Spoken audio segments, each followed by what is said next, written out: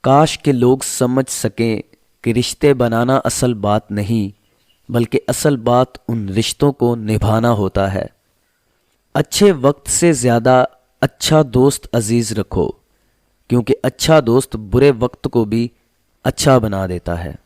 زندگی میں اگر کامیابی چاہتے ہو تو ان دو لوگوں سے ہمیشہ محتاط رہو جو باتوں میں مٹھاس اور دل میں زہر رکھتے ہیں۔ مصیبتیں اور بیماریاں اتنی خطرناک نہیں ہوتی جتنی بزدلی اور کم ہمتی کی وجہ سے نظر آتی ہیں۔